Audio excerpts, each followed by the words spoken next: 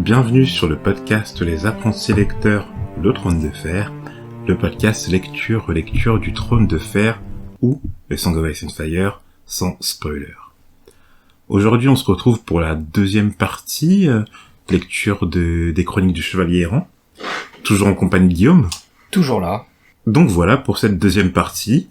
Je sais pas du tout combien de parties on aura au final lors de cette lecture. D'après mes estimations, peut-être 5, peut-être 6, quelque chose comme ça.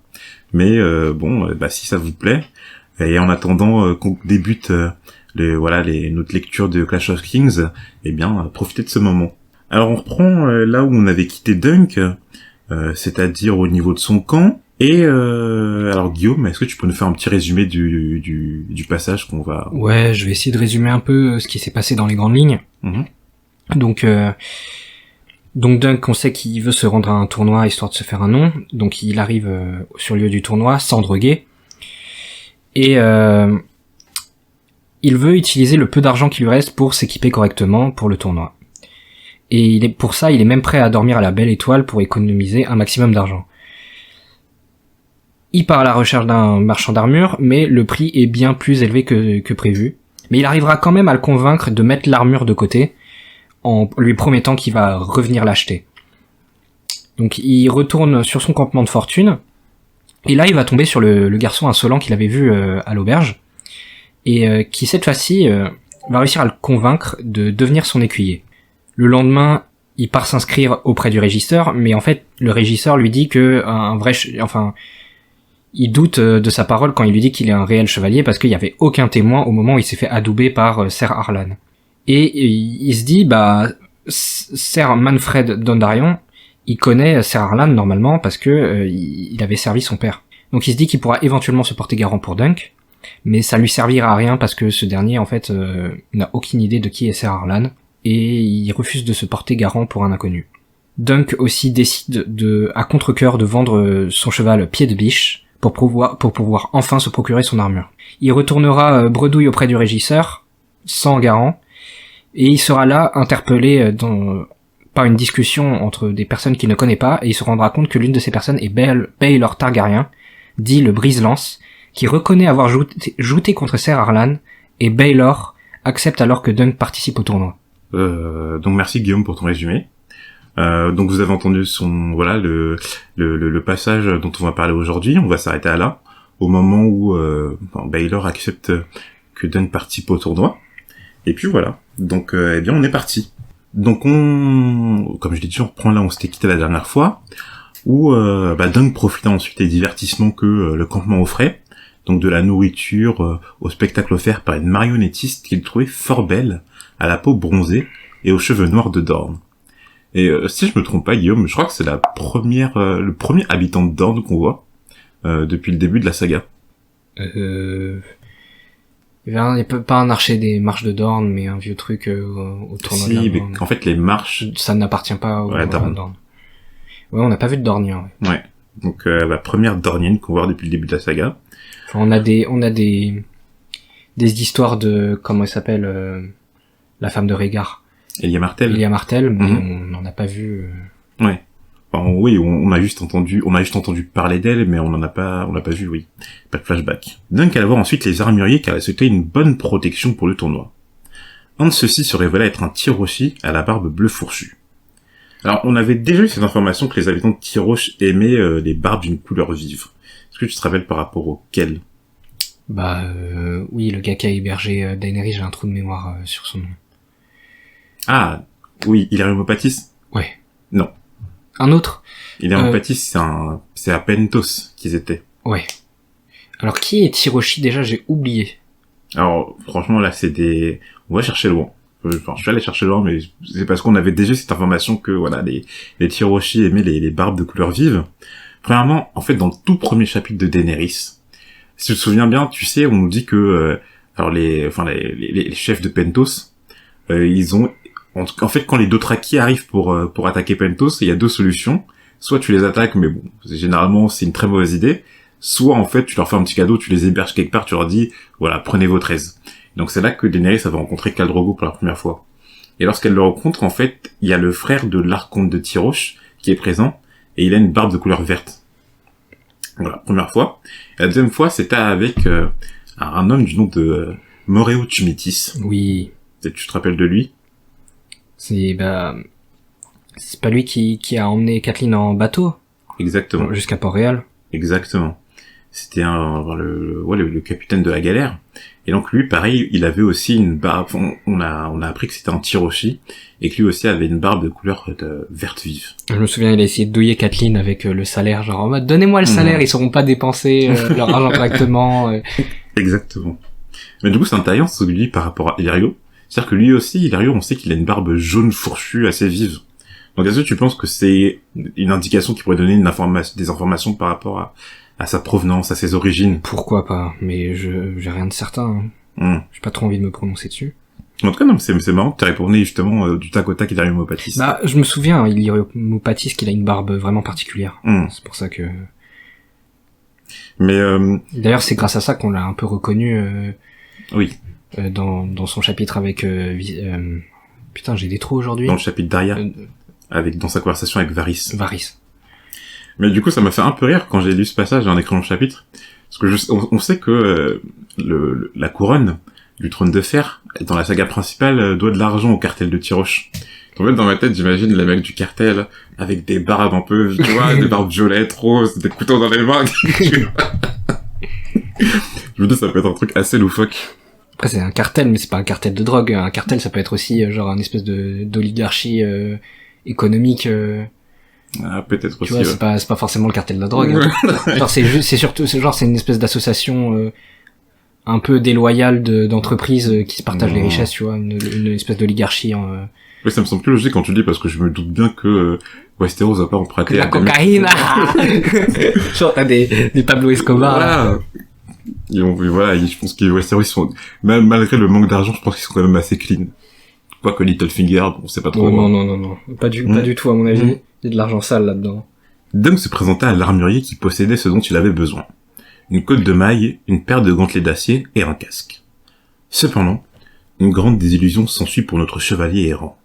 Il n'avait pas assez d'argent pour payer l'armurier. Alors, Dunk lui donna une partie de ses sous, promettant qu'il allait revenir le lendemain avec le reste.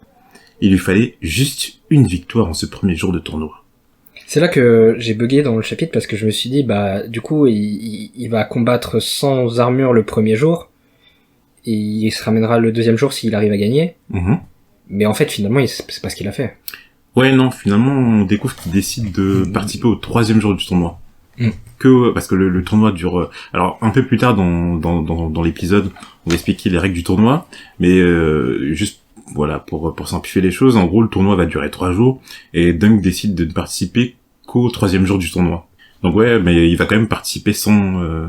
Alors je crois qu'il comptait participer justement comme tu l'as dit sans armure, et je pense qu'ensuite il s'est ravisé et en vendant sa jument, le palefroid, et qu'après il s'est dit bon finalement je vais participer avec une armure quoi. Ouais. Je crois qu'il a vu le niveau, il a fait OK. OK. Et une victoire à un tournoi était même plus que ce que n'avait fait, ce que n'avait jamais fait l'ancien, donc Sir Arlan, sur ces derniers jours, lui qui avait arrêté les tournois depuis qu'il avait été désarçonné par le prince de Père-Dragon à Accalmie, bien des années plus tôt. Sir Arlan de l'Arbresson en parlait comme étant le meilleur chevalier du royaume des 7 couronnes. Alors là, Guillaume, j'ai un bug, parce que bon, on va parler un peu plus tard de ce prince de Père-Dragon, mais juste la signification du prince de Père-Dragon, est-ce qu'on en a déjà parlé dans le podcast?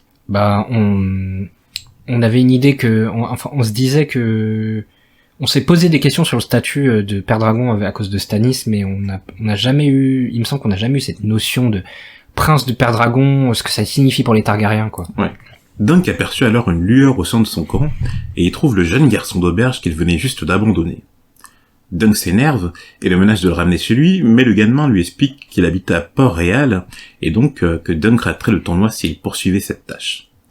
Et Dunk se retrouva un moment en ce jeune garçon, car lui aussi était né à Culpucier, le quartier des bas-fonds de Port-Réal. Parce que du coup, Dunk il pense normalement que justement ce gamin c'est un gamin pauvre, donc forcément il doit venir des... Porte de la Chapelle. des quartiers pauvres de la ville, de la capitale. S'attardant sur le campement, Dunk remarque que tout était rangé, qu'on s'était occupé de ses chevaux, de ses habits, et le garçon lui avoue que c'était lui qui avait tout fait. Quand Dunk lui demanda ce que ce jeune garçon avait fait à ses cheveux, le garçon lui explique qu'on lui avait rasé la tête, mais paraît tout de même gêné et cache son crâne, sûrement car c'était ainsi qu'on traitait les maladies comme les poux, etc., selon Dunk. Le jeune garçon lui demanda alors son nom, et Dunk, tout en sachant qu'il n'avait pas un nom de chevalier, se présenta sous le nom de Sir Duncan le Grand. Le môme est perplexe, prétextant qu'il avait entendu parler de tous les bons chevaliers des 7 couronnes, et qu'il n'avait jamais ouï le nom de Duncan le Grand. Déjà, c'est bizarre. Attends, ce gosse, d'où il a entendu parler de tous les chevaliers des 7 couronnes? Tous les bons chevaliers des 7 couronnes. On sait pas si Dunk il est bon pour l'instant. Ouais, mais bon, pour un garçon d'auberge, quand même. Ah oui, non, mais c'est... On sait quand même dans la série, enfin, pas dans la saga, on se rend bien compte que si à l'auberge, t'es censé être bien ignorant quand même. Bah, même dans les livres. Hein. Tu te rappelles le moment de oui, dans les livres. Oui, c'est ce que je dis. Comment ça Oui, il connaît les chevaliers comme tous les chevaliers, ça c'est chelou. Ouais, c'est chelou. Et justement, ce garçon, lui, se présenta sous le nom de l'œuf. Bon, du coup, il n'y a pas besoin de garder ce mystère plus longtemps. Dis donc, Guillaume, est-ce que tu peux nous dire qui est ce jeune garçon? Ou ce que t'as compris? Bah, l'œuf, en fait, on peut penser que ça a un rapport avec son crâne, là, mais en anglais, si on traduit, ça fait egg. Et egg, c'est le diminutif de Aegon. Et ça, je l'avais compris... Bon, je crois que si tu lis, à mon avis, si tu lis la 4e de couverture, tu as un peu la réponse. Mais dans la série, je me souviens de Mestre Aemon, mais je crois que dans les livres qui aussi, dit, qui à un moment dit, enfin, se rappelle de son petit frère et il dit Egg, enfin, qui appelle son petit frère Aegon, enfin Egg. D'accord. Qui appelle Aegon Egg. Ouais, je me suis embrouillé. Oui, c'est son surnom. Oui. En plus, on apprendra plus tard qu'il y a 2 enfants de Maekar, il me semble, qui ont disparu. Donc ça commence à... Ça fait beaucoup là, non? D'accord. Donc du coup, ça serait qui, Guillaume? Aegon, numéro 5, il me semble. Aegon numéro 5. Donc ça serait le futur roi Aegon V, dit Aegon l'invraisemblable. Oui. Et... Oui, c'est ça. Et on a su si vous vous souvenez, dans un des derniers chapitres de Jon du tome 1, que en fait il avait expliqué le Maître Aemon que voilà qu'il était le petit frère de ce Aegon V. Il avait expliqué, on avait parlé de son arbre généalogique, etc. Qu'il était le petit frère de Aegon V? C'était pas son grand frère? Son grand frère, pardon, oui. Son grand frère.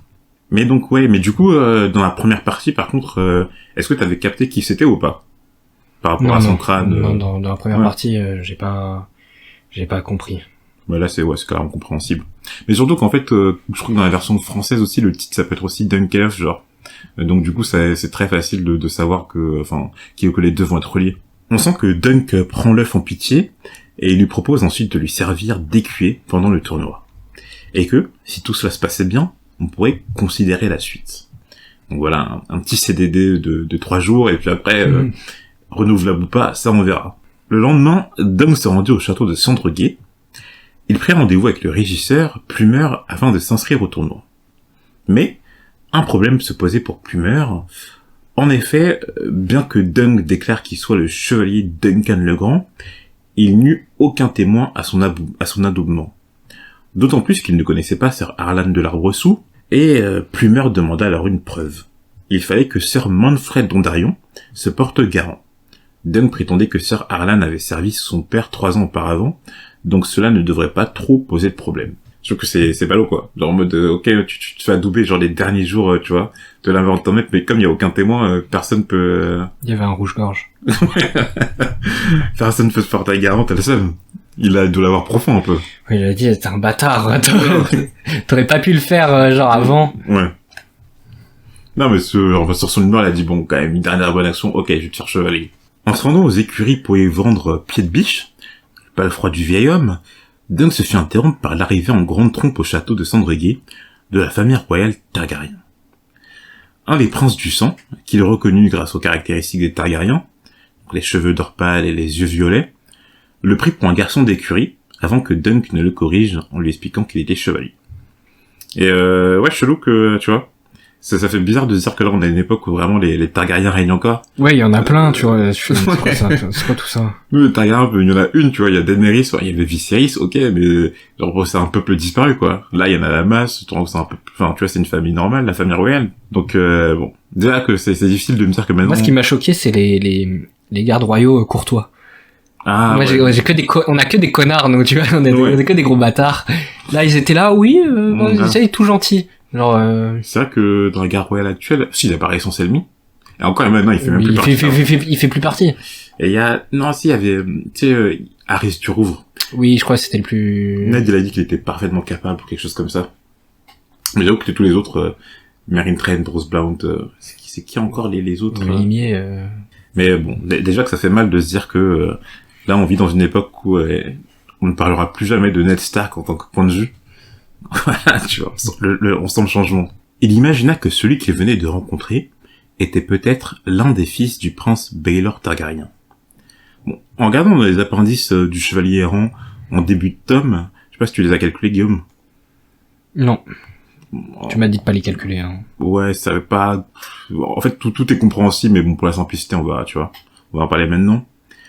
On sait que le prince Baelor, dit Brise-Lance, était le fils aîné du roi d'Aeron II, et qui était en même temps donc le prince de Père-Dragon et la main du roi. Donc ça serait cet homme qui aurait fait abandonner les tournois à Sir Arlan de l'Arbresson. D'ailleurs c'est confirmé un peu plus tard dans la nouvelle. Et l'homme qui a rencontré Dunk aurait pu être un de ses fils, un des fils de ce prince, tel que Valar, son fils aîné, qu'on appelait souvent le petit prince, ou Mataris, le tout petit prince. Donc Mataris, en fait, c'est le fils de Valar. Et d'ailleurs, petite précision venant de Dunk, le roi d'Aeron II, parce que on a encore la confirmation, je sais plus si c'est... oui, je crois que c'est dans la partie précédente, que du coup, actuellement, on était sous le règne de d'Aeron II. Et donc, le roi d'Aeron II avait 4 fils adultes, dont 3 avaient des fils. Donc bon... Ce qu'on peut dire, c'est que le roi d'Aeron II est bien arrivé à remplir sa mission, soit assurer la succession du trône de fer. On sait que Robert a échoué, hein. Zéro fils, zéro fille, zéro enfant. Les Baratheons, c'est terminé. Oh, zéro enfant légitime. Oui. Parce que les bâtards, il y en a, hein. Mais voilà, on voit que d'Aeron II ainsi que ses fils ont été prolifiques. Donc voilà, la succession est assurée. Aussi, on apprend que la dynastie des Targaryens avait failli s'éteindre avec le père de d'Aeron II. C'est... Est-ce que tu te rappelles qui c'est, Guillaume? Ouais, il me semble que c'est Aegon IV. Ouais. L'indigne. Selon les rumeurs. Ah oui, selon les rumeurs. Parce que c'est un peu complexe. Ouais. Alors, selon qui on croyait, soit ça pourrait être Aegon IV, donc comme tu l'as dit, Aegon l'indigne, soit ça pourrait être, tu te rappelles qui Chevalier, le mec qui était dans la garde royale, là. Aemon Chevalier Dragon. Ouais. Et donc du coup, ok, un peu plus de consistance, enfin un tout petit peu plus, mais quand même, sur ce Aegon IV, donc on sait qu'on l'appelle Aegon l'indigne. Donc pour rappel, Aegon l'indigne, c'est qu'elle a dû faire quand même des dingueries. Bon, on va pas te surnommer comme ça pour rien. Mais du coup, on voit qu'il a failli mettre fin à la dynastie des Targaryens. Est-ce que tu t'aurais une idée, des suppositions de comment ça pourrait se faire que... Bah, vu le mystère sur l'origine de d'Aeron II, ça m'étonnerait pas qu'il y ait une bataille de succession, genre en mode, non, toi t'es même pas le fils d'Aegon IV parce que t'es le fils du chevalier Aemon, machin. De son frère, du coup. Ouais. Ah, donc Je crois qu'il y a eu, à mon avis, il y a eu une guerre fratricide. En gros, il a dit, ok, d'Aeron II, c'est pas mon fils, ça doit être ton fils, donc moi c'est pas mon héritier, quoi. Ouais. Okay. Je pense qu'il y a une guerre fratricide. Un peu comme du coup ce qui serait passé avec la danse des dragons. Du coup entre entre Rhaenyra et son demi-frère Aegon II. Ouais, quelque chose comme ça. Un truc comme ça, ouais. À la sortie du château de Sandreguet, Dunk croisa 2 membres de la garde royale qui lui précisèrent que le prince Valar ainsi que 2 de ses cousins, donc 2 autres princes targaryens, seraient les champions de Lady Sandreguet, mais que les membres de la garde royale n'allaient pas participer au tournoi. Dunk en fut soulagé. Donc oui, si Dunk avait dû se frotter aux membres de la garde royale, qui normalement sont les plus fines lames du royaume, ça allait compliquer le fait qu'il puisse gagner ce tournoi. Ouais. Surtout qu'il est un peu lucide sur ses capacités physiques. Genre, il sait qu'il a un avantage physique et tout, mais qu'il manque cruellement de technique, en fait. Il a pas eu un maître d'armes super, enfin... Bah, le Sir Alan, ouais. Ouais, mais il pouvait pas jouter entre deux parce que il était trop vieux. Dunk partit ensuite vendre pied de biche à un palefrenier du village, et, en se rendant au camp, assista une nouvelle fois au spectacle de marionnettistes de la Dornienne. Il essaya de la charmer, mais sans succès, et pourtant, je trouve qu'il était assez doué, peut-être trop direct, mais en tout cas pas maladroit. Tu sais, le truc genre, oui, ça te dirait d'aller boire une corne de bière avec moi, et aussi une petite saucisse. Manger une saucisse, ouais, ça marche bien, hein. Non, mais tu vois, il a fait des choses calmes, bon, ça a pas marché, il s'est fait recaler. Mais bon, ça arrive à tout le monde, hein. C'est sa première fois. Proposer une saucisse et de la bière, je sais pas. Pourquoi pas. En tout cas, bon, tu vois. Et j'ai adoré tu sais, les anecdotes sur les filles de Dunk. Alors, sur les filles de Dunk, c'est-à-dire que, au départ, Dunk, il dit oui, il pense, donc il nous le dit à nous, les lecteurs. Mais il dit, oui, j'ai appris à embrasser avec une fille de Port-la-Nice, elle m'a montré comment faire. Mais par contre, un jour, Harlan, il était trop bourré, il a dit, bon, mon gars, on va t'apprendre la vie aujourd'hui. Et le lendemain, il est sobre, il avait tout oublié. Ouais. Et genre, il a rien dit. Ouais, il a rien dit, il a fait bon. Bah, il a dit, tu vas devenir un homme, là, ce soir, on va t'amener au bordel, hein. Fume. C'est vraiment le truc, genre, bon, ouais, voilà, quoi. Maintenant, faut que tu deviennes un homme, quand même, donc, on va aller là-bas, et puis, tu vas faire ta petite affaire, et puis voilà, hein. Mais, en fait, en lisant ça, je me suis dit, c'est exactement ce qui doit se passer, par exemple, sur la garde de nuit et tout, avec la Mole à côté. On sait que, tu sais, les prostituées là-bas, ils sont nommés les trésors de la Mole, quelque chose comme ça. C'est que les mecs, pour leur anniversaire, ils doivent se dire, allez, on a récolté un peu d'argent, là, tu vas à la Mole ce soir, tu reviens demain matin. Et ouais, non, mais en fait, ça m'a fait penser en écrivant ce truc que je me suis dit, bon, j'adore Trône de Fer, mais j'adore surtout comment Martin écrit ses personnages. Et, tu sais, ok, la nouvelle, elle fait quoi, 200 pages, quelque chose comme ça. Et là, à ce moment-là, tu vois, j'étais déjà attaché à Dunk, tu vois. J'allais être contrarié s'il lui arrivait quelque chose. Alors franchement, des fois, je lis des histoires, tu vois, les personnages principaux, franchement, je m'en fous, tu vois, il arrive quelque chose et tout, je suis leur histoire, mais je suis pas attaché à eux.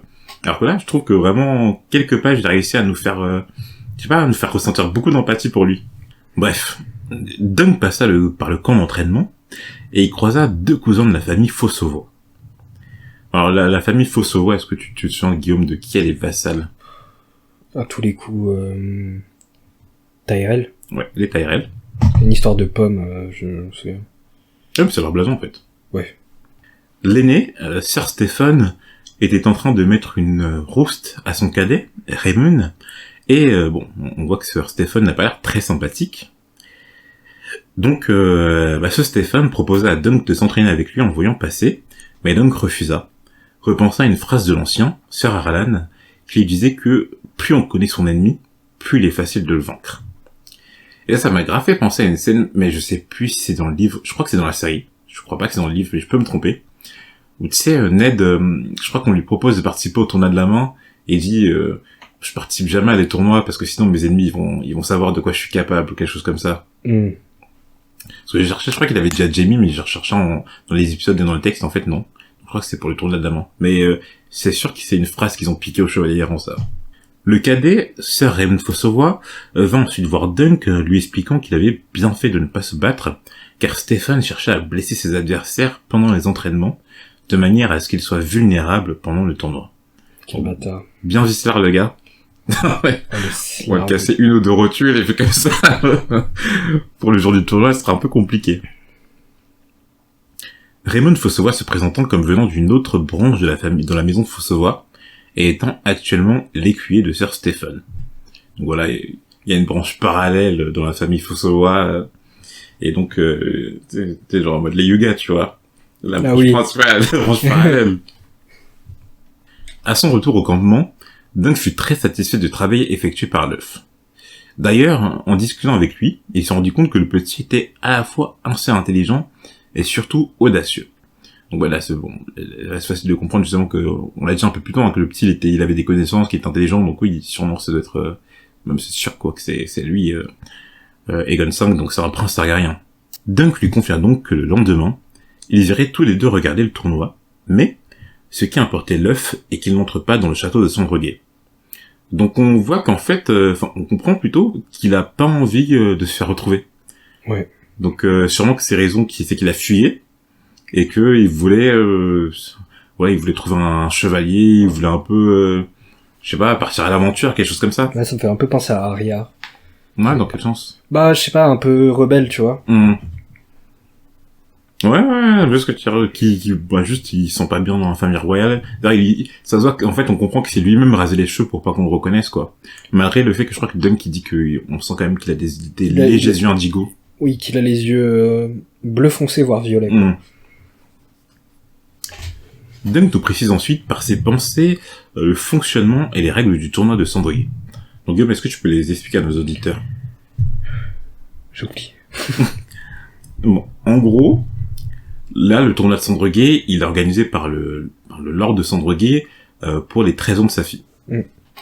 Et donc, dans ces occasions-là, donc la fille, elle est nommée reine d'amour et de beauté, et elle est défendue par des champions. Donc là, il y a 5 champions, qui sont, donc on sait qu'il y a 3 princes Targaryens, dont Valar, le fils aîné de Baelor Grisons, et 2 autres personnes qu'on connaît pas. Et donc, les chevaliers, en fait, ils viennent dans ce tournoi pour défier les champions et pour remplacer les champions. Et donc à la fin des 3 jours, parce que du coup il y a les jours durent sur 3 jours, en gros les 5 champions, je sais pas s'ils se réunissent ou ils se combattent, mais en gros ils vont décider si, je crois qu'ils vont se combattre, si justement on laisse Lady Sandreguet reine d'amour et de beauté, ou si on nomme quelqu'un d'autre à la place.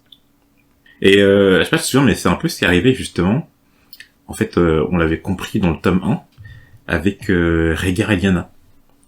C'est-à-dire que Ned dans son tout dernier chapitre, il dit que en gros que Rhaegar était là, qu'on voyait Elia Martell, qu'en fait Rhaegar il se promenait, qu'on pensait qu'il allait vers Elia Martell, et que tous les sourires s'étaient dessus lorsque Rhaegar déposa la couronne avec des roses bleues pâles sur la tête de Lyanna. Ouais. Ah ouais. Je me souviens de ça. Donc ça c'est un peu le même fonctionnement que ce tournoi de Sandreguet, quoi. Putain, Miskin, c'est ton anniversaire et genre à la toute fin, non, finalement, c'est pas toi. C'est des bâtards. Bon, encore ça a l'air ça, mais je pense que Elia, elle avait bien le seum, le jour. Ouais.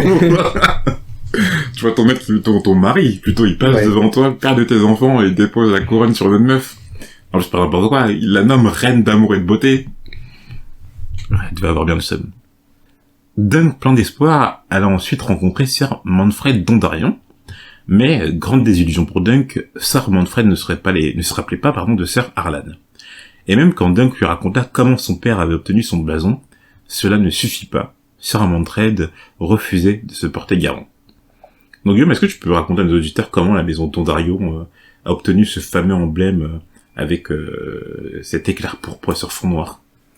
Alors, il me semble alors je sais plus comment il s'appelle le tout premier Dondarrion, mais en gros la maison Dondarrion à la base c'est des vassaux des Baratheons, des rois de l'orage, et en gros il y en avait un, c'était un messager qui devait apporter un message super important par-delà Dorne. Ouais, quelque chose comme ça. Quelque chose comme ça. Il s'est fait encercler en pleine nuit et il me semble qu'il a été sauvé par la foudre un peu. Ouais. Genre au moment où les ennemis s'apprêtaient à frapper, bam, la foudre les a frappés. Et ce message qu'il a porté a garanti la victoire au roi de l'orage. Ouais. Et comme récompense, justement, il a créé la maison... Bon, c'était déjà une famille, mais il a créé la maison Dondarrion. Et donc, c'est comme ça que cet emblème est devenu leur blason, quoi. Mais non, intéressant, tu vois, c'est ce genre de petites histoires qui rajoutent un peu de consistance à l'univers. Bon, c'est comme ça que tu sens que l'univers, il est réel, quoi, il est palpable. Donc voilà, et pour le membre qu'on connaît de la famille Dondarrion, là, dans la saga principale, c'est Beric Dondarrion. Et tu te rappelles où il est en ce moment, actuellement, là, dans la saga? Oui, dans les conflans, quoi. On nous dit qu'il fait guérilla, quoi. Ouais. Il harcèle un peu le clan Lannister. Dunk, déconfié, retourna au château de Sandreguet, ne sachant toujours pas quoi dire à Plumeur. En même temps, je le comprends, le gars, là, Manfred Dondarrion. Parce qu'en vrai, il y a un mec inconnu qui vient de dire, tu veux te porter garant pour que je sois chevalier, tu le connais ni d'Adam du Neige, il te raconte une petite histoire et tout. Ouais, il dit ouais, mais mon maître, il a bossé avec ton père. Ouais, voilà, tu Tu sais, vois. on dirait on dirait, tu sais, genre, tu sais, tu perces dans la vie et t'as ton vieux cousin qui sort de nulle part. Tu sais, c'est comme Youssoupha, tu sais, son père, c'était genre une méga star et tout, donc il a je sais pas combien de cousins et tout. Mhm. Et il dit à chaque concert, il y a un cousin, il vient toquer à ma loge, genre. Oui, Non, mais c'est mon exactement ça. cousin. Et du coup, en se rendant dans la grande salle du château de Sandreguet, Dunk s'est rendu compte que plusieurs personnes s'y trouvaient déjà et surprit leur conversation. Et du coup, bon, cette conversation, j'avoue qu'elle est un peu fouillie. Donc c'est un peu compliqué de résumer ça. Donc plutôt je vais te demander ce que toi, Guillaume, t'as compris par rapport à cette conversation. Moi, j'avais l'impression que c'était un peu vis-à-vis des fils qui se présentent, le risque qui se présente au tournoi ou un truc comme ça. Ok. Bon, alors, Et par c'était un contre, peu je dirais- cryptique et j'étais là en mode... pff. Ouais, parce qu'en fait, il y a des noms qui sont balancés, tu sais pas trop qui parle, et tu dois deviner au fil de la conversation qui parle et de quoi il parle, quoi. Donc c'est un peu complexe. C'est pour ça que je vais te demander avant de commencer, ce que toi, t'avais J'avoue, compris. j'ai pas trop fait l'effort intellectuel de reconstituer un peu la conversation. Parce que j'étais un peu saoulé au début, je me disais, mais je sais même pas qui parle, quoi. Ouais. Bon, alors du coup, est-ce que t'as au moins compris qui étaient les deux personnages Alors bon, quand il entre dans la salle, Dunk, en fait, il y a deux princes Targaryens qui sont présents et qui Il y se a- parlent entre eux. Il y a Maekar et Baelor. Ok. Donc le prince Baelor, on a déjà parlé, c'est du coup Baelor Targaryen, dit Brise-Lance, le prince de Pervagon, le fils né de Daemon II, donc l'héritier direct au trône, et la main du roi. Et donc il parle, comme tu dis, à Maekar. Maekar, lui, c'est le petit frère de Baelor Brise-Lance. Alors c'est là que, bon, pour éclaircir ce chapitre, là vous ne voyez pas vu que nous entendez, logiquement, mais du coup je suis avec Guillaume et du coup j'ai sorti l'encyclopédie du Trône de Fer, donc The World of Ice and Fire, pour éclaircir le chapitre, parce que je pense que ça sera ça sera compréhensible avec le tome, mais il va falloir quand même faire un gros effort intellectuel, et bon c'est pas voilà, ça n'a pas de grand but scénaristiquement, donc on va déblayer ça maintenant. Donc là en fait à la fin de l'encyclopédie du Trône de Fer, il y a en fait, à la fin, il y a l'arbre généalogique de la lignée targaryenne. Donc, je te montre. En gros, Baelor, c'est le premier fils de Daemon II. Maekar, c'est le quatrième et dernier fils de Daemon II. Et bon, on savait déjà, en fait, dans cette nouvelle, là, au début de cette nouvelle, que le roi Daemon II avait eu 4 fils. Et d'ailleurs, on a déjà parlé, mais bon, c'est ce Maekar qui deviendra par la suite le roi Maekar Ier. Et tu te rappelles... on avait déjà parlé de ce roi Maekar Ier parce que il y a eu un été très chaud Oui, c'était le... Comment il s'appelle? Le grand maître qui en parlait? ouais, le grand maître Pycelle qui disait avoir vécu l'été très chaud du roi Maekar Ier. Et donc on l'a dit précédemment, hein, donc c'est le père du maître Aemon de la Garde de Nuit. Et donc c'est le père aussi de Aegon V, donc Egg, donc l'œuf du coup, celui qui sert d'écuyer actuellement à Dunk. On apprend ensuite que les fils de Maekar, Daeron et Aegon ont disparu. Donc voilà, on vient de le dire, mais on comprend que du coup, ce Aegon qui a disparu et celui qui deviendra Aegon V, dit Aegon l'invraisemblable. Et dans le chapitre, du coup Daeron par contre, on sait pas qui c'est, le deuxième fils de Maekar.